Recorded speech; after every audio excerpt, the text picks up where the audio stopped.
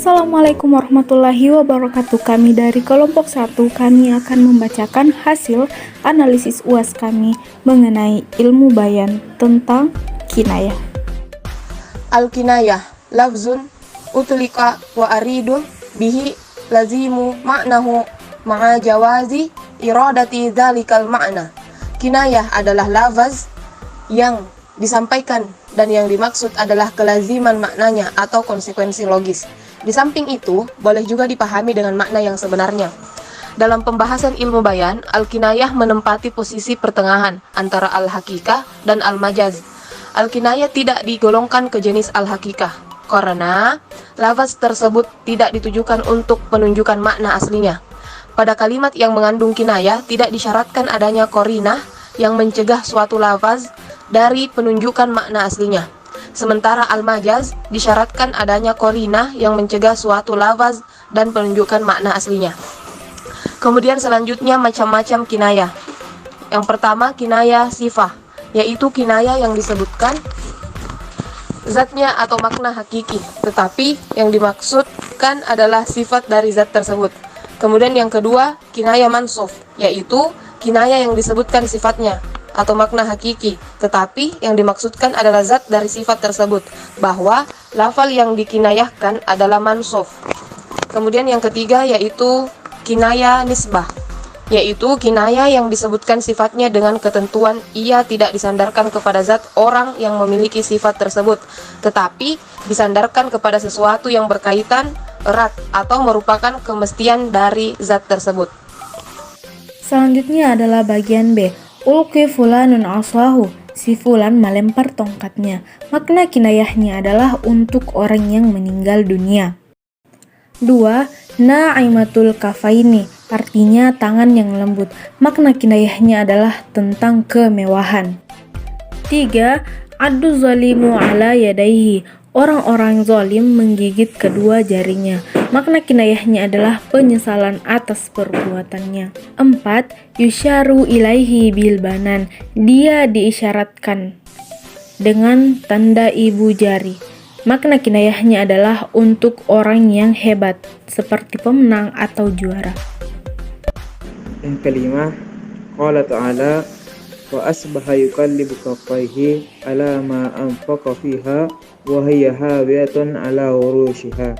Artinya, dia membolak-balikkan kedua telapak tangannya atau tanda menyesal terhadap apa yang telah ia belanjakan.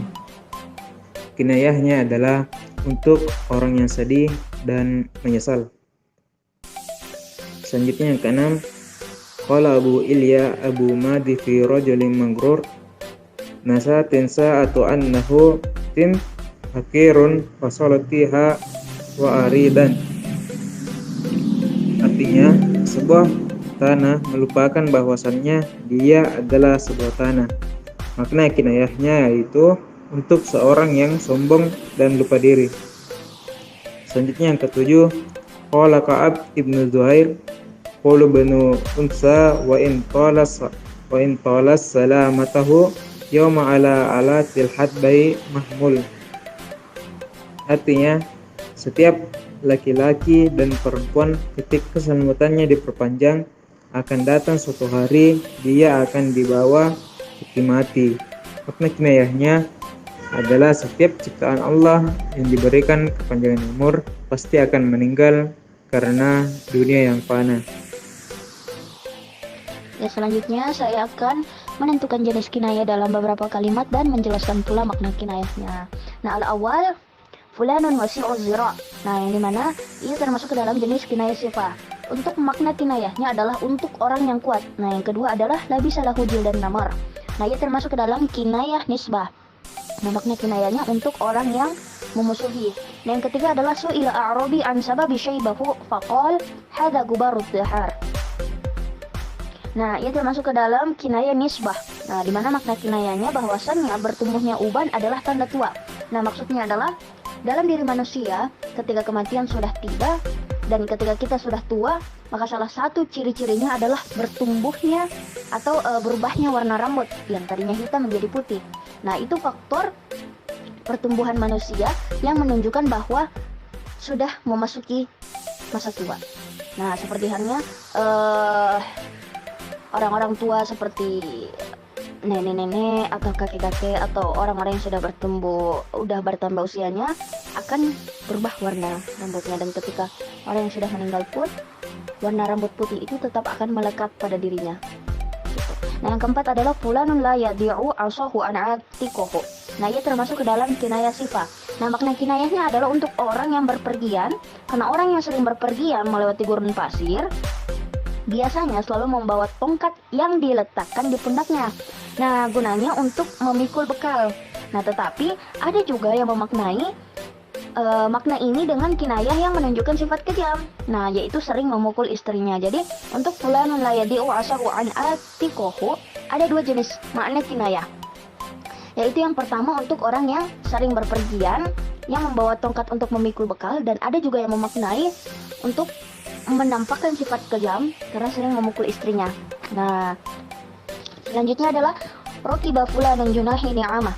Nah, ia termasuk ke dalam kinayah sifah. Nah, makna kinayahnya adalah untuk orang yang berpergian menaiki hewan unta karena melewati gurun pasir dan bertumpu pada tenaga hewan unta tersebut. Nah, maksudnya untuk berpergian jauh dan melewati beberapa kilometer dengan jalanan seperti gurun pasir, maka yang hanya bisa melewati kondisi tersebut hanyalah hewan unta, karena hewan unta yang memang mampu. Nah, ketika kita berpergian seperti itu, maka kita akan menggunakan tenaga hewan tersebut untuk membantu perjalanan atau safar kita. Nah, yang keenam adalah fulanun katsirur rimad. Ia termasuk dalam jenis kinayah. Nah, makna kinayahnya adalah fulan itu pemurah, sekalipun pada kenyataannya ia tidak memiliki abu atau arang yang banyak di dapurnya. Nah, al-akhir adalah qala abu atahiyah. Faya hadimul ladati ma minka muhrab. Tuhadi nafsi minka ma yusibuha. Nah, ia termasuk ke dalam kinayah mausuf. Nah, makna kinayahnya tidak ada yang bisa menghindar dari kematian. Nah, maksudnya al-ma'na min hadhil kalimah bahwa sehebat apapun teknologi yang mulai berkembang, sepintar apapun, sekaya apapun, setinggi apapun jabatan yang kita miliki, maka kita tidak akan pernah bisa menghindar dari kematian. Karena kematian adalah sesuatu hal yang pasti, sedang dunia adalah sesuatu yang bersifat sementara. Maka umur, usia, kematian hanya rahasia Allah, dan hanya Allah yang tahu, dan kita tidak bisa menghindar dari yang namanya kematian. Nah, sekian penjelasan dari saya. Kurang dan lebihnya dimaafkan. Idza wajadtum min al-akhta atubu afwan. Saya kembalikan kepada moderator. Baiklah, itulah tadi pemaparan dari kelompok kami. Sekian dan terima kasih. Semoga bisa bermanfaat bagi kita semua.